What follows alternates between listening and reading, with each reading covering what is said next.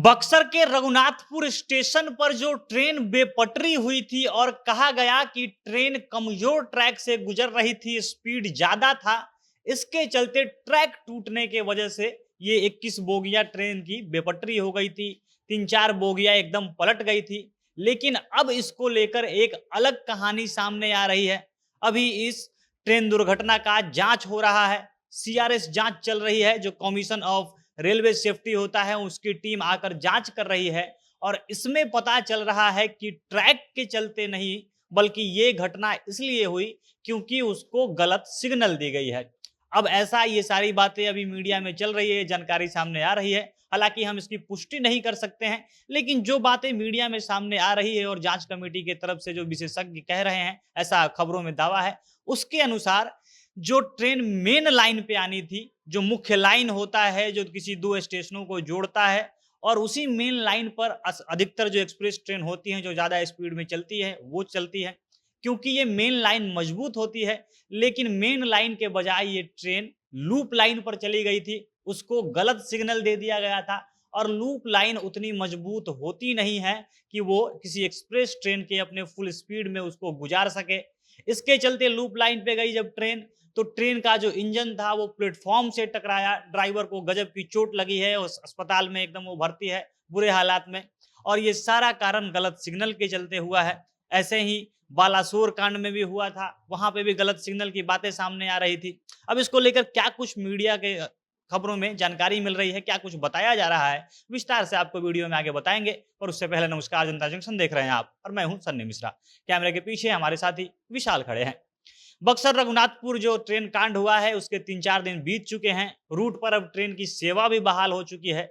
लेकिन जो कहानी एकदम शुरुआत में सामने आई कि ट्रेन का एक ट्रैक टूटा हुआ था, कमजोर था। उसके एक पोल नंबर की बात आई कि फलाने पोल नंबर के पास जो ट्रैक था उसमें कर्व था और जिसके चलते ये सारी घटना हुई है। 120 के स्पीड में ट्रेन गुजरी, ट्रेन हिलने लगी, ब्रेक लगा, इसलिए पटरी से उतरी है। लेकिन अब इसकी कहानी बदलती हुई नजर आ रही है। कमीशन ऑफ रेलवे सेफ्टी की टीम जब जांच कर रही है तब बताया जा रहा है कि जो घटना पे मौजूद साक्ष्य मिल रहे हैं, इसके अलावा जो डेटा लॉगर होता है रेलवे का, रिले रूम होती है जहां पे सारी रिकॉर्डिंग होती है कि कौन सा ट्रेन किधर से आ रहा है, उसका स्टेटस क्या है, इन सब चीजों का जब जांच हो रहा है तो कहानी कुछ अलग निकल कर आ रही है। इसमें कहानी सबसे बड़ी निकल कर सामने आ रही है कि उस वक्त ट्रैक में नहीं बल्कि सिग्नल में गड़बड़ी हो गई थी। सिग्नल विभाग इस घटना के बाद अगर ये जांच में सही साबित होता है तो वो दायरे में आएगा, बड़ी कार्रवाई हो सकती है। ट्रेन को सिग्नल मिला था या पहले उसको पता था, जो ड्राइवर को पता था कि ट्रेन मेन लाइन से गुजरेगी, इसीलिए जो मेन स्पीड होता है, अपना जो उनको स्पीड बताया गया होता है उस स्पीड में ट्रेन चल रही थी। 120 के स्पीड में ये ट्रेन थी, लेकिन मेन लाइन के बजाय गलत सिग्नल मिला और ट्रेन लूप लाइन पे चली गई थी। अब मेन लाइन और लूप लाइन में फर्क क्या है? तो जो मेन लाइन होता है, नाम से ही पता चल रहा है कि ये मुख्य लाइन है जो दो स्टेशनों को जोड़ती है। जिस लाइन पे ट्रेन दूर से चली आ रही होती है स्टेशन के बाहर, और उसी लाइन को सीधे स्टेशन से गुजरते हुए पार करके फिर वो आगे बढ़ जाती है, वो मेन लाइन होती है।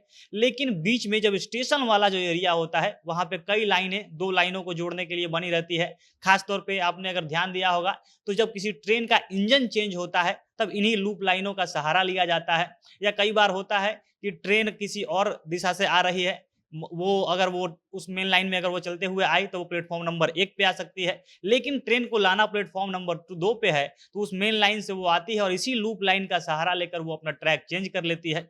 और जो लूप लाइन होता है उस पे स्पीड की मात्रा, जो स्पीड का गति है, जो स्पीड है वो लिमिट करके रखा जाता है कि इतना ही स्पीड में इसको चलाया जा सकता है। ज्यादा स्पीड में लूप लाइन पर ट्रेनें चलती नहीं है, क्योंकि बस इसको पटरी चेंज करने का काम लिया जाता है बस स्टेशन के अंदर। लेकिन उस दिन हुआ क्या कि ट्रेन जिस लाइन पे गुजरनी थी, जो मेन लाइन, उसको सिग्नल गलत मिलता है और ट्रेन जो मेन लाइन होती है उसको छेड़ के वो लूप लाइन की तरफ बढ़ती है। अब लूप लाइन उतना मजबूत था नहीं, उसका जो असिस्टेंट लोको पायलट था वो उसको मिला ऐसा सिग्नल, गलत सिग्नल। अब इसके चलते वो चला गया वहां लूप लाइन पे, और लूप लाइन पे जैसे ही ट्रेन गई कुछ सेकेंड के अंदर में ये सारा कांड हो गया है। ट्रेन लूप लाइन पे गई, पटरी टूटी क्योंकि वो कमजोर थी, और इसके बाद जो इंजन है वो जाके प्लेटफॉर्म से सीधे टकराता है। और टकराने के बाद जो असिस्टेंट लोको पायलट है उसको बेहद गंभीर चोट आई है, वो इलाज करवा रहा है। विशेषज्ञों का कहना है कि जिस जगह से ट्रेन को मेन लाइन पर अपने पूरे स्पीड से गुजरना था वहीं पर इंजन दो राह पकड़ लेती है, मतलब कि मेन लाइन को छोड़ के वो गलत रास्ता में पकड़ चलने लगती है। और इसी के वजह से कुछ सेकंड के अंदर ही, क्योंकि स्पीड बहुत ज़्यादा थी और कुछ सेकंड के अंदर ही जितनी भी बोगियाँ थी सारा का सारा बेपटरी हो गई। 21 बोगियाँ एक बार में वो पटरी से उतर जाती हैं। और अब इसके बारे में जाँच हो रही है कि असल में गड़बड़ी किसकी थी। मेन लाइन के बदले लूप लाइन पे अगर ट्रेन गई है तो इसमें लापरवाही बिल्कुल हुई है। जाँच इसी दिशा में अब बढ़ रहा है, जो ट्रैक टूटने की बात थी उसको छोड़कर, क्योंकि साक्षी वैसे मिल रहे हैं। और बालासोर का जो ट्रेन हादसा हुआ था उसमें उसकी भी लगभग यही कहानी थी। उसमें भी सिग्नल विभाग का जो दोष पाया जा रहा था, बातें हो रही थी कि इन्हीं के चलते, गलत सिग्नल के चलते 2 जो ट्रेनें थी एक लाइन पे आई थी। बाकी अब जाँच हो रही है और अगर ये मामला सही हुआ तो जो सिग्नल विभाग के लोग थे, वहाँ पे काम करने वाले लोग थे, उनकी परेशानी बढ़ सकती है। बाकी आप इस पे क्या कहेंगे? अपनी प्रतिक्रिया कमेंट बॉक्स में बताइएगा। जनता जंक्शन देख रहे थे आप, बहुत-बहुत धन्यवाद।